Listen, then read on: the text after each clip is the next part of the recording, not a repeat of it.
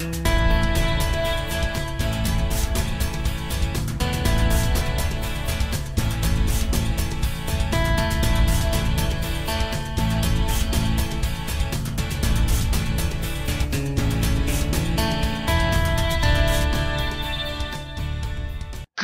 morning, gamers! Cooper here again for another TF2 commentary tutorial. Today I'll be making another man vs. machine guide detailing the Pyro.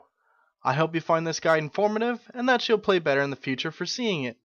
Now the advice I'll be giving you is my own opinion, which is a mix of my gameplay experiences and discussions I've had with other players.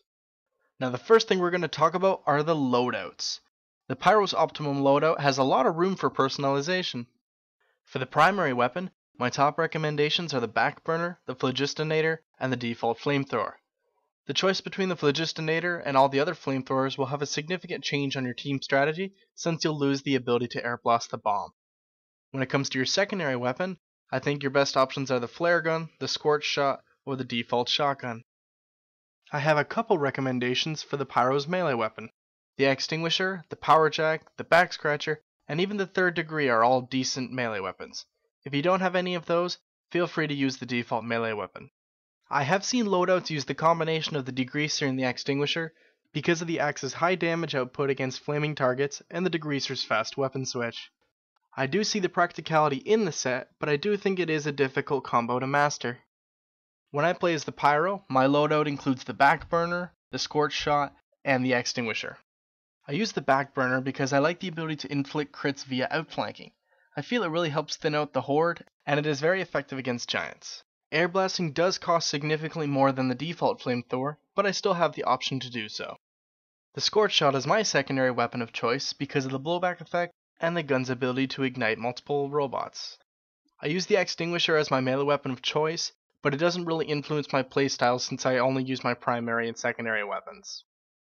Now that you have an idea about the good loadouts, let's look at upgrades. When it comes to playing as the Pyro, I do like to invest in character upgrades like resistance and health regeneration. This is because the Pyro isn't able to outmaneuver enemies like the Scout, and because the Pyro has to fight in close quarters, it's extremely important that the Pyro can handle packs of robots, whether they're Scouts, Demomen, or soldiers. The remainder of my money goes towards upgrading my primary weapon. All of the flamethrower upgrades are worthwhile. The increased ammo capacity and health on kill means the Pyro can fight for longer, while increased damage, and burn time will help you kill more robots. Also, don't forget to upgrade air blast strength to help push the bomb back and stall the advancing giants. I don't spend any money upgrading my secondary weapon since the scorch shot doesn't contribute anything significant to killing bots, and I would not recommend you spend any money to upgrade your melee weapon. Now that we've addressed the loadouts and upgrades, let's touch a bit more on playing the Pyro. The Pyro's enhanced abilities in the MVM manual describe the class's ability to upgrade the air blast to push farther and separate targets. The menu also describes the Pyro's ability to upgrade the flare gun to be a long-range weapon. I don't really buy into using the flare as a long-range weapon, but the Pyro's functionality can be summarized into 3 specific responsibilities. The Pyro's third responsibility is cash collection and the killing of support classes. The Pyro's efficiency here being his ability to help the Scout.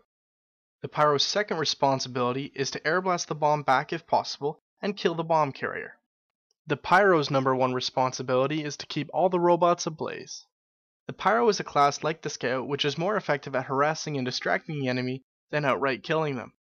This doesn't mean the Pyro can't burn down a heavy, but the more enemies the Pyro can keep ablaze, the less unscathed robots will actually make it to the heavy hitter classes like the Soldier, the Heavy, or the Demoman.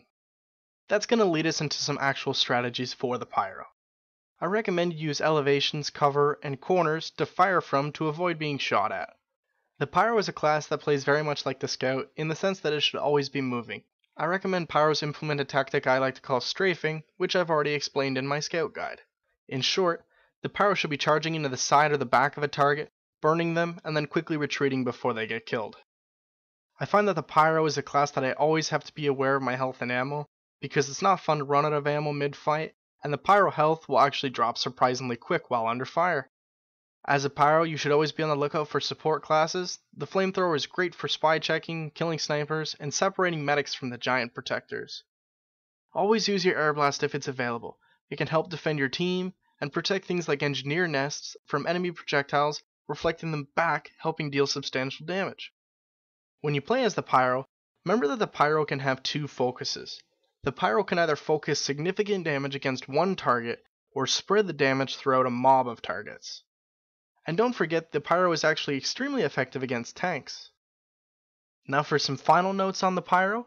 I think the Pyro is a secondary class. I think the class's ability to spread damage across multiple enemies is amazing, but it doesn't have a permanent seat on my fantasy MVM team. The Pyro is not one of my favorite classes to play as, but I found they become easier to play in the later waves. I think the Pyro is a class that a team can play competitively with 2 on a team, but I do think the optimal amount of Pyros on a team is still 1. I hope you guys found this guide informative. Please comment about any other tips you know for the Pyro, and don't forget to like and share this video with your friends. Happy hunting, and I'll see you guys at Dust Bowl.